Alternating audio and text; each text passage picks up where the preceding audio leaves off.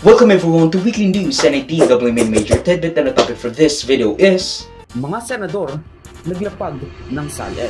Alam mo, unang pasok ko pa lang sa gobyerno 24 years ago, meron ng SALN requirement. Nawala lang ito through the past years. Kaya nararapat lang na binalik ito ng ombudsman na mga SALN ay dapat isa sa publiko. Para sa akin, it's a welcome development because it's easier for those who want to know about their public servants, kung ano yung kanilang kinikita, ano yung kanilang mga negosyo. Kasi kasama rin sa SALN yung negosyo. You have to disclose.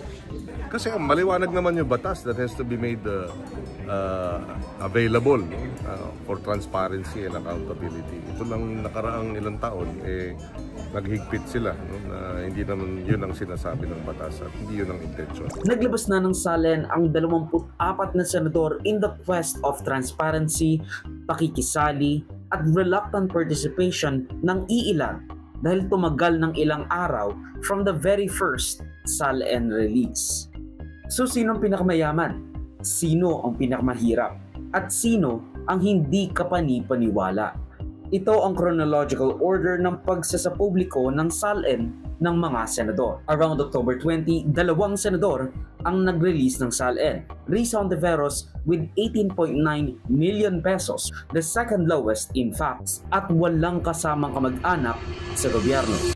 Inaprubahan nating motion kahapon na manumpa na po kaming I Point have of the floor. order. I have the floor, Mr. Point of President. order. I have the floor, Mr. President. A point to of make order, way Mr. President. for Session- taking of the session oath is before the suspended. presiding officer, Mr. President. Senate President Tito Soto with 188 million pesos at 8 kamag-anak sa gobyerno. Hindi na sinasabi ko, ba't pinabanggit ng penso, hindi pa rin sinabi.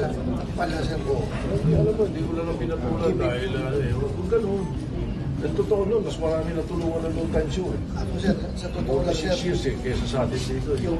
October 22, Robin Hood Padilla, 244 million pesos. 6 ang kasamang kamag-anak sa gobyerno. Kami ang Duterte kami. Oo, di ba malinaw naman siguro yun. Kahit sunugin mo ako dito, mangangamoy Rodrigo Roa Duterte ako, di ba? October 23, we have Sherwin Gatchalian with 89.5 million pesos at 2 kamag-anak. October 24, Kiko Pangilinan, 26.7 million pesos. Walang relatives katulad ni Risa Hontiveros. Noong October 28 naman, naglabasan na ang mga SALN. Raffy Tulfo, 1 billion pesos. 8 kamag-anak.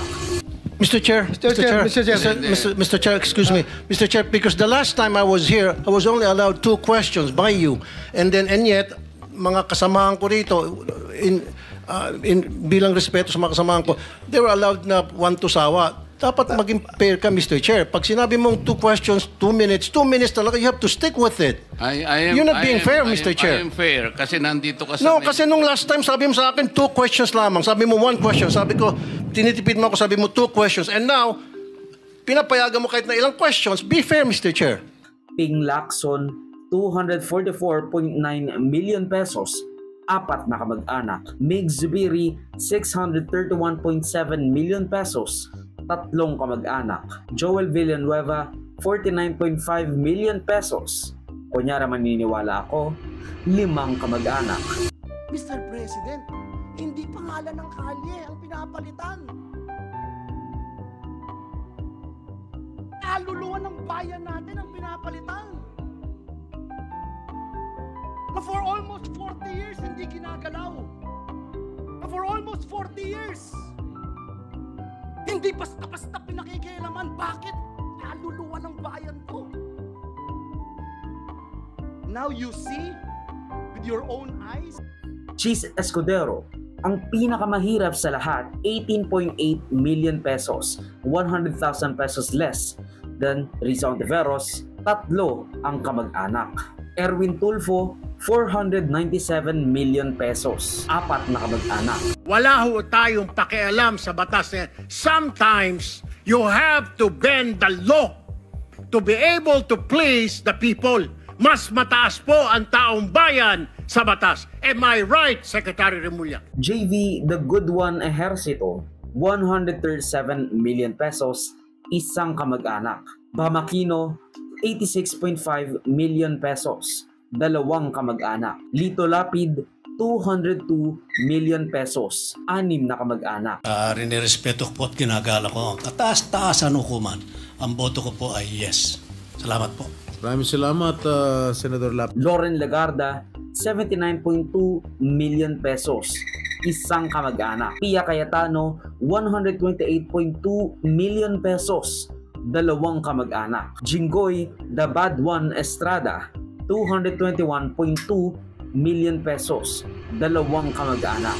Senator Estrada. Mr. Diskaya, sa dami-dami mong binanggit na pangalan na kongresista, silang tanong ko, Senador, meron ba? Your Honor, wala po.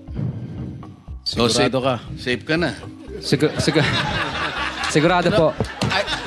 Camille Villar, 362 million pesos, 9 na kamag-anak. At huli sa October 28, Mark Villar, 1.2 billion pesos, 9 na kamag-anak sa gobyerno. Si Mark, tahimik lang. Nahuli naman ang Duterte 5 or Duterte Block sa pag-release ng kanilang SALN, with Bongo, the Bilyonaryo, 32 million pesos net worth, 9 na kamag-anak sa gobyerno. Bongo intervenes in the 15 billion. Who gave you idea he can intervene? Alam mo, hindi ako mag-ibang pero bilyonaryo to. Sa totoo lang. Putangin Davao, tanongin niyo kung sino yan. Rodante Marcoleta, 51 million pesos, 6 na kamag-anak sa gobyerno. Mr. Chair, sinabi ko na sa iyo, the interest of this committee is the impartiality, the objectivity. Saan mo kayo magbibigay ng opinion? Why did you choose, for example, Bryce? Over to this guy. Why are you so protective of this guy? Why are you so protective? I am not protecting them. Mabuti sinabi mo yan, Mr. Chair. Pwede ba nating i-record ito? Alan Peter Cayetano, 110.6 million pesos, 3 kamag-anak.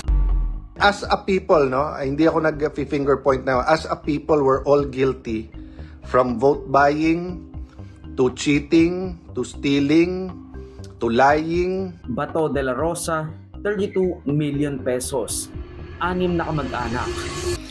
Yung mga flood control projects, kailan kayo nag-engage ng flood control projects sa DPWH? Siguro mga 2016 onwards. Please make sure of your answer. 2016? Yes po, 2016 onwards po. 2016 onwards? Yes po.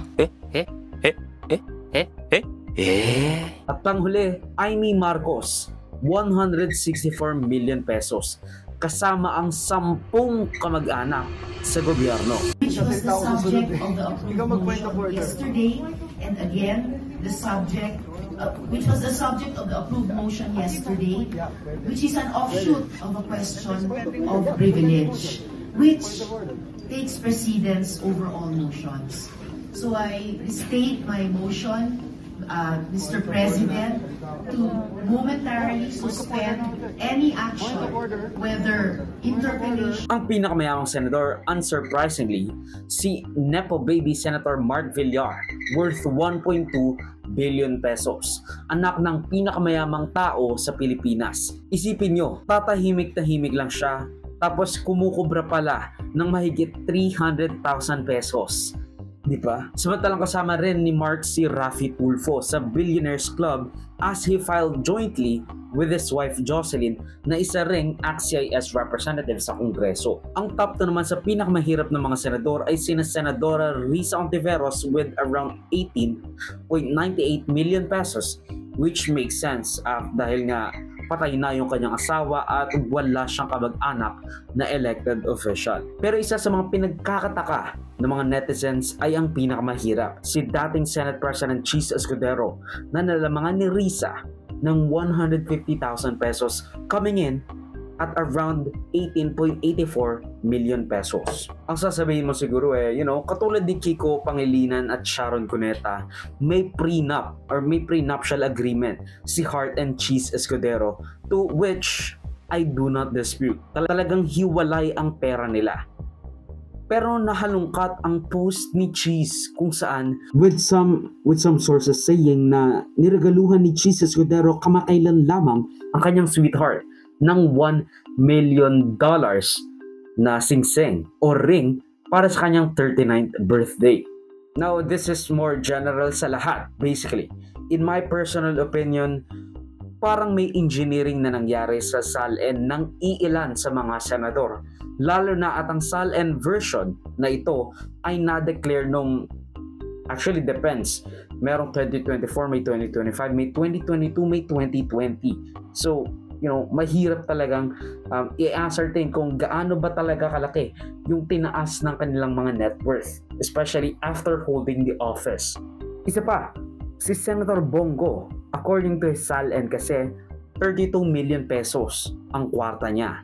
Pero hindi ba ang sabi ni P. Dutz dati, bilyonaryo yung pamilya ni Go, bilyonaryo si Go? We do not get any money. We are not interested in that. Para sa alaman ninyo, you can stop your suspicious mind from roaming somewhere else. I am not surprised that your articles are also fake. Bongo intervenes in the 15 billion. Who gave you idea he can intervene? Alam mo, hindi ako mag-ibang pero bilyonaryo to. Sa totoo lang. Putakin daw ba? Tanongin niyo kung sino yan. Uy, ito mga ganito. It seems to appear na intervening because of what money? The things that you are telling here never happened. Bakit kaya? Dahil ba sa CLTG? Anong sagot mo, Mr. Christopher Lawrence Tigo? Wait. Ang video clip na ito ay galing sa aking series ng News sa Reverdy Recap. Check the entire videos for the complete weekly news recap and subscribe to the channel to be kept up to date sa mga local at global news na I'll make sure will be interesting to you. Particularly you, whatever your name is. Hindi ko alam, sorry. Salamat sa panonood mga kaparami. Like, subscribe, follow me like sa socials and avoid Joseph that will be linked down below. So, susunod of course. Paalam.